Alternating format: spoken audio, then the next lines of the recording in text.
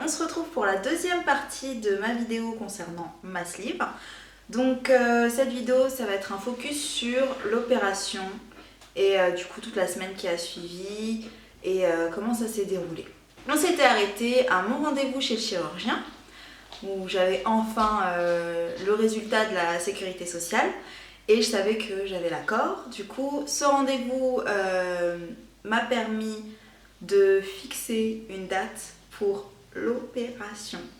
Donc j'étais trop contente. On a fixé une date pour le 8 décembre 2015. Donc le 8 décembre 2015, c'est the date, c'est la date de l'opération. Le jour de mon rendez-vous avec le chirurgien, je me suis repesée. Donc on est parti avec du 93 kg, 1m57 et voilà, donc un IMC de 38 pour cette opération.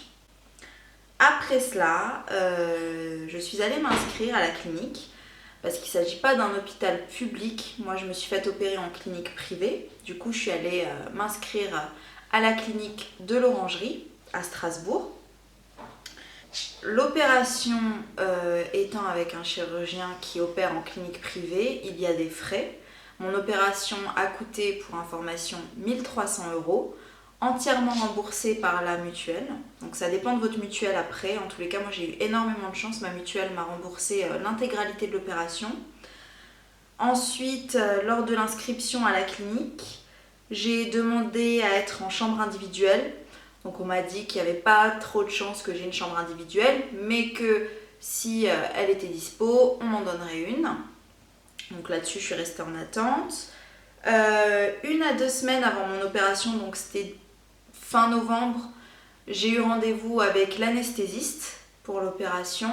Donc là, rien de très spécial, rien de très particulier.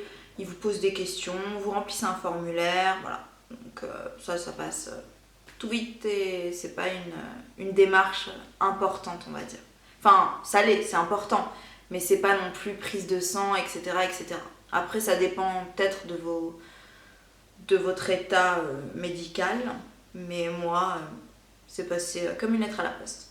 Ensuite, donc 3 jours avant l'opération, j'étais pas trop stressée. C'est vrai que je réalisais pas du tout que ça allait venir. Par contre, je réalisais que je n'allais plus manger comme avant, ce qui fait que 3-4 jours avant l'opération, je me suis lâchée. La veille, j'ai mangé une raclette, la totale. Donc voilà, c'était le petit plaisir. Ensuite, donc le 8 décembre, c'est le jour J, jour du stress intégral. J'entre en clinique à 16 h. Durant cette journée, donc le 8 décembre, préparation du petit sac qui va m'accompagner à l'hôpital. Alors, qu'est-ce que j'ai mis dans mon sac? Donc c'est simple, on n'a pas besoin de grand chose. Généralement, on reste pas longtemps à l'hôpital s'il ne vous arrive rien et je vous le souhaite. Du coup, moi, j'ai pris mes sous-vêtements, une paire de pantoufles. J'ai pris une petite chemise de nuit, mieux qu'un bas et un haut, au moins une robe, c'est enfilé tout de suite et vu que vous avez des cicatrices au niveau du ventre, c'est plus pratique. Un jogging, je suis allée avec et je suis repartie avec, voilà, mais je ne l'ai pas porté à l'hôpital sinon. Mon portable avec mon chargeur bien sûr, mon dossier. N'oubliez surtout pas votre carte de groupe sanguin. Oui, donc moi on me l'a demandé. Le jour de mon entrée à l'hôpital, je ne l'avais pas. Du coup, les infirmières ont dû me faire une prise de sang. J'ai reçu du coup une nouvelle carte de groupe sanguin, alors que j'en avais une et que je l'ai tout simplement oubliée. Une petite trousse de toilette avec gel douche, gants de toilette, dentifrice, brosse à dents, tout ça, vous savez. Et enfin, une petite serviette. C'est vrai que moi, j'aime bien ramener toujours mes serviettes, mes gants de toilette. Je savais pas trop si l'hôpital en avait et puis dans tous les cas j'aurais utilisé les miennes. Arrivée à 16 h à l'hôpital, donc il m'annonce que j'ai bien une chambre individuelle, donc j'étais toute contente parce que en fait j'ai pris 2 à 3 nuits. J'ai demandé à ce qu'ils mettent un lit d'appoint pour ma famille ou mes amis si quelqu'un voulait rester avec moi. C'est vrai que ça me rassurait d'avoir quelqu'un. Et ça m'a été très utile d'avoir le soutien de mes proches. Sachez que je regarde souvent en bas parce que j'ai tout noté. Ça remonte quand même à 9-10 mois. C'est vrai que j'ai quasiment tout oublié et je veux rien oublier pour vous, donc voilà. Donc j'arrive dans cette chambre individuelle, comme je vous l'ai dit, on m'a fait une prise de sang car j'avais pas ma carte de groupe sanguin. Les infirmières étaient très sympathiques. On m'apporte mon dernier gros repas. Alors voilà, c'est pas un stéréotype, c'est la réalité. La nourriture à l'hôpital, c'est dégueulasse. Donc on m'a apporté ce plateau, j'y ai même pas touché. C'était répugnant. Mais vu que j'ai une famille en or, ma grande sœur est allée nous chercher chez un traiteur libanais à manger. Et du coup, on a mangé avec ma sœur, ma mère, mes copines, libanais dans ma chambre d'hôpital. Donc c'était un super dernier repas. On dirait un peu que j'ai été condamnée à mort quand je dis ça, mais... Le chirurgien est venu me voir. Donc pour voir si tout allait bien, si je me sentais bien, si j'étais pas trop stressée, mais également pour m'annoncer l'heure de l'opération le lendemain. Donc là, il me dit que mon tour sera à 11 h. Donc le 9 décembre à 11 h, je passe sur le billard. Voilà. L'infirmière est repassée, elle m'a donné quelques médicaments, donc notamment Doliprane, si j'avais des douleurs, mais j'avais aucune douleur. Et elle m'a donné un médicament dont je ne me souviens pas le nom, mais c'était un calmant pour bien dormir, voilà, éviter le stress la veille, etc. Je me suis douchée à la bétadine, donc voilà, pensez à bien être épilée partout, intégralement, très important. Je l'avais déjà fait chez moi à la maison parce que sinon on vous donne un rasoir jetable horrible à l'hôpital, donc je vous conseille de faire tout ça tranquillement chez vous, chez l'esthéticienne avant d'aller à l'hôpital. Ensuite, douche à la bétadine à l'hôpital, ça par contre, vous n'y manquerez pas. Voilà, après on vous donne la petite blouse, la petite robe d'hôpital à porter. Et puis voilà, donc oula, il y avait une mouche. Ah, j'aime pas. Oh, elle est chiante. Réveil. Donc le réveil, voilà. Ça par contre c'était un peu plus compliqué, là c'est le retour à la réalité. Là ça y est, je sais qu'à 11 h, je me fais opérer. Du coup, je me réveille tranquille, j'étais dans la chambre, j'ai une amie à moi donc, qui a dormi avec moi cette nuit-là, donc qui était là le matin pour me soutenir encore. 2 hommes sont venus me chercher pour m'emmener au bloc. Et là, ça y est. Alors là, j'ai réalisé, donc j'ai pleuré du moment où ils ont pris mon lit dans ma chambre jusqu'au moment où on m'a endormi. J'arrêtais pas de pleurer, j'avais un mouchoir comme ça. Ah bah, d'ailleurs, j'ai une photo horrible, mais je vais vous la montrer. Donc voilà, j'étais au bout de ma vie, littéralement. Bien évidemment, il faut savoir que le réveil, c'est à jeun. Donc le petit sandwich libanais, c'était le dernier. Et voilà, ce jusqu'à très longtemps. Je me souviens très vaguement de mon arrivée au bloc opératoire. J'étais en larmes, il y avait l'anesthésiste, j'avais pas vu mon chirurgien encore. Donc l'anesthésiste qui essayait de me consoler, de me calmer et en même temps de m'endormir. Donc voilà, c'est tout ce dont je me souviens. Le réveil, et oui, ça passe vite. Il s'est passé, je pense, l'opération ça dure 1h30, 2 h, voire jusqu'à 3 h parfois. Mais bon, quand on est endormi, forcément, on passe de quand ils nous endorment à quand on se réveille. Donc quand je me suis réveillée en salle de réveil, j'étais vraiment dans les vapes, totalement stone. Donc ce dont je me souviens, c'est que j'avais énormément de douleurs. C'est vrai que je criais j'ai mal, j'ai mal. Mais je crois que je criais tellement peu fort que personne m'entendait et du coup voilà. Mais je voyais quelques infirmiers qui venaient, je pense qu'ils me donnaient une dose de morphine. Du coup je repartais dans les vapes. Et ce jusqu'à ce qu'ils m'emmènent dans ma chambre. Donc une fois que je suis arrivée dans ma chambre, j'ai une amie à moi, une de mes meilleures amies et ma mère qui sont arrivées en même temps. Donc voilà, ça m'a rassurée. Franchement, être entourée, c'est ce qu'il y a de mieux lors des épreuves comme ça parce qu'on a énormément besoin de soutien. Et c'est vrai que quand ils m'ont emmenée dans la chambre quelques temps après, donc j'ai voulu aller aux toilettes, faire pipi. Et c'était dur, franchement, ça faisait tellement mal au ventre. Franchement, j'ai vu énormément de témoignages de filles qui ont été slivées, énormément de photos, de vidéos sur Instagram, sur YouTube. Et j'ai l'impression que... Bon, je vais pas dire que j'ai souffert, parce qu'il y a des filles qui ont eu des complications après. Et ça, vraiment, je suis de tout cœur avec elles. Et je les suis encore aujourd'hui. Moi, j'ai eu la chance de ne pas avoir de complications après cette opération, mais c'est vrai que déjà, je supporte très mal l'anesthésie générale. Donc j'ai tout ce qui est vomissement, forte douleur, je me sens très mal. Mais en plus, avec les cicatrices au niveau du ventre, et bon, ils ont trifouillé quand même. Donc rien que se mettre assis pour aller aux toilettes, franchement, c'était une aventure. Il faut savoir que les premières nuits sont difficiles. Moi, c'est vrai que j'ai eu énormément de douleurs au niveau du ventre, j'en pouvais plus. J'ai eu énormément de difficultés, je me réveillais dans la nuit, je dormais pas vraiment sereinement, à chaque fois les douleurs me réveillaient, donc ça c'était très, très compliqué à gérer. Au niveau des perfusions, donc au début, vraiment le premier jour, allez, deuxième jour, j'avais de la morphine. Deuxième jour, très peu. Et après, troisième jour, il me donnait plus de morphine, mais j'avais toujours des douleurs, du coup, ça c'était assez complexe. Sinon, j'étais toujours sous paracétamol et la perfusion d'hydratation, parce que du coup, boire ou manger, c'était encore impossible. Au bout du deuxième, voire du troisième jour, donc je suis toujours vague au niveau de cela, parce que c'est vrai que ça date et je m'en souviens pas vraiment.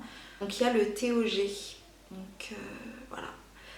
La radio dont tout le monde parle, que tout le monde redoute, que j'ai vécu et qui est effectivement horrible. Un matin, on vous prend sur une chaise roulante, on vous emmène faire une radio, et en fait en soi la radio c'est pas ce qu'il y a de plus dur, mais c'est le liquide qu'on vous demande de boire pour pouvoir faire la radio. Oula. Alors ça c'est... Donc il faut savoir que on est à jeun depuis qu'on s'est fait opérer, et que le premier truc qu'on nous demande de boire, c'est ce liquide un peu violet comme ça, qui est absolument mais dégueulasse. J'ai jamais bu quelque chose d'aussi dégueulasse de ma vie. Et en plus, donc c'est le premier truc qu'on met dans la bouche. Et voilà, ça a été une expérience horrible, donc je l'ai vomi, ce qui fait qu'il n'a pas pu prendre la radio. Donc il m'a demandé de reboire. Alors là, mais j'étais en larmes, j'en pouvais plus. Mais sans la radio, c'était impossible. Il fallait prendre cette radio, j'étais obligée de boire. Donc j'ai bu 2 gorgées, il a vite fait la radio, j'ai revomi ces 2 gorgées, mais la radio était bonne. Et en fait, c'est un liquide qui permet de... Alors comment expliquer cela?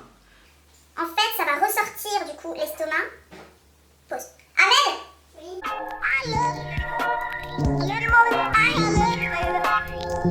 Comment on appelle ça, tu sais? C'est un produit de contraste. On va qui met en évidence les intestins. Contraste.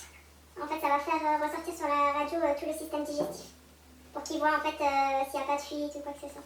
Donc ce liquide, il sert tout simple, il est très important parce qu'il sert, c'est un liquide de contraste, et donc ça met en évidence tout le système digestif, et du coup ça permet de voir s'il n'y a pas de fuite, si du coup l'estomac a bien été suturé. Et donc voilà, c'est très très important. Et après en plus quand on voit la radio, c'est très drôle parce que on voit que on a un tout petit estomac. Genre c'est la première fois qu'on voit que on a un bébé estomac. Donc voilà, c'est assez drôle. Mais c'est très difficile sur le moment. Vraiment, je me suis dit que j'allais jamais y arriver. Mais une fois que c'est passé, c'est passé. Je suis retournée dans ma chambre, je me suis remise dans le lit, je bougeais plus. Voilà.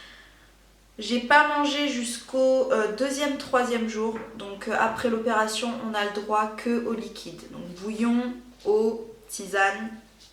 Voilà, ça se résume à ça. J'ai pris 2-3 cuillères de bouillon ou de tisane au bout du deuxième, troisième jour. Ça a été très très compliqué. En plus, je suis pas aidée parce que j'ai la phobie de vomir. Donc c'était impossible pour moi d'ingérer quoi que ce soit. Tout en sachant que j'avais vomi le liquide du TOG, D. Donc voilà, c'était assez complexe. J'ai commencé à marcher au bout du 4e jour. Donc ça c'est quand ma meilleure amie, qui est infirmière, qui a débarqué de Suisse, elle est arrivée au bout du 4e jour, elle m'a dit non mais t'as toujours pas marché? Allez on se lève, hop hop hop. Voilà, donc coup de pression. Voilà, elle m'a fait lever, on a marché juste le couloir et puis je me suis rassise. Mais bon, il fallait de toute façon que je me lève, que je marche pour que le chirurgien puisse me laisser sortir. Sinon, je préférerais être mal chez moi que être mal à l'hôpital. Vraiment, c'était trop difficile. Ma toilette, donc on m'a fait une toilette aux gants, ma maman. au bout du 2e jour. J'arrivais tellement pas à me lever, j'avais tellement peur de faire le moindre mouvement, de bouger mes bras ou mes jambes. J'étais tellement phobique de ça que voilà, j'ai eu une toilette qu'au bout du 2e jour. Je sais c'est crade, mais je préfère vous dire absolument tout pour que vous sachiez à quoi vous attendre. Qu'est-ce que je voulais vous dire aussi? Oui, faites l'effort de vous lever pour aller aux toilettes. C'est très important parce que sinon, les infirmières, elles vous mettent une petite bassine et vous faites pipi dedans dans votre lit. Genre horrible. Alors moi, je préférais souffrir, me lever que faire ça, quoi. Il y a encore cette mouche. Et last but not least pour cette opération, c'est le départ. Alors ça, franchement, c'est un bonheur de rentrer chez soi. Donc le chirurgien passe pour voir s'il est ok, etc. Il donne une ordonnance, donc avec du paracétamol et du pantoprazole, je crois. En gros, ça évite d'avoir des ulcères. Et là, il dit qu'on peut rentrer chez soi et c'est le bonheur absolu. Une fois rentrée à la maison, je me suis allongée, écroulée. J'ai eu 4 cicatrices. Donc une entre les seins et 3 au niveau du bassin. Donc je vous mets la photo avec des petits fils que le chirurgien enlève au bout de 1 ou 2 semaines. Donc voilà pour cette vidéo focus sur mon opération. Donc je suis restée 6 jours à l'hôpital, donc une courte semaine. Dans l'ensemble, tout s'est très bien passé. L'opération s'est bien déroulée, le chirurgien était très content. Et moi de même. Je n'ai eu, comme je vous l'ai dit, aucun problème par la suite. C'est vrai que la courte semaine à l'hôpital a été très difficile. J'ai eu énormément de douleurs. Je ne pouvais plus prendre mon téléphone, plus parler, je voulais plus faire le moindre effort. C'était très très difficile, les douleurs étaient très fortes. Donc comme je vous l'ai dit, 4 cicatrices, ça dépend des chirurgiens après. À savoir que je n'ai pas eu de régime préopératoire. Il y a quelques filles qui ont eu des régimes, le régime yaourt ou des trucs comme ça préopératoires pour un peu laver l'estomac. Moi pas du tout, c'est pour ça que j'ai mangé le sandwich au falafel la veille de mon opération. Et voilà, sinon dans l'ensemble, très bien passé, franchement très bien entourée. Je remercierai jamais assez ma famille et mes amis qui ont toujours été là à mes côtés du début jusqu'à la fin. Et voilà, il y a ma grande sœur, il y a ma copine donc Amel, Caro, ma mère, ma petite sœur qui étaient là, qui ont dormi avec moi dans la chambre sur vraiment un lit. Elles étaient très très mal et franchement elles sont restées pour moi et je les aime énormément, je les remercierai jamais assez. Et c'est grâce à elles que j'ai tenu le coup parce que franchement... quand on sort de cette opération, on a tellement mal. Je sais qu'à un moment, je me suis dit, mais pourquoi j'ai fait ça? Pourquoi? Mais voilà, c'est dans la douleur, c'est dans la difficulté qu'on dit des mots comme ça parce qu'aujourd'hui, je le regrette absolument pas. C'est juste la plus belle chose qui me soit arrivée. Donc la prochaine vidéo, ça parlera de tout le parcours post-opératoire. Une vidéo très importante parce que une sleeve, c'est pas anodin, sachez qu'il y a énormément de choses qui vont changer dans votre vie. Donc tout ça, ce sera dans la prochaine vidéo. Mais avant cette vidéo, je vais quand même vous mettre une petite photo avant-après parce que je pense que vous avez toute envie de voir le changement. À l'heure actuelle, à 10 mois post-op, je ne suis pas encore au poids que je souhaite atteindre, mais j'ai déjà perdu pas mal de kilos. Donc vous le voyez sans doute avec cette photo avant-après. Je vous fais plein de bisous, je vous laisse mettre des commentaires en dessous si vous avez des questions. Pour la vidéo de mon parcours pré-opératoire, donc vous la trouverez juste ici. Voilà. Et sinon, toujours plus d'articles mode, beauté, healthy, fitness sur le blog, donc laselfish.com. J'ai vu que vous étiez nombreuses à regarder ma première vidéo. Je suis très contente et j'espère que ça vous a aidé. En tous les cas, si vous avez besoin d'une quelconque question en privé plus qu'en commentaire public, n'hésitez pas, il y a mon adresse mail dans la barre d'infos, il y a toutes les petites infos dont vous auriez besoin. Voilà, je vous fais de gros bisous. Je vais poser mon stylo. Et à la prochaine du coup pour la vidéo post-opératoire. Bye bye.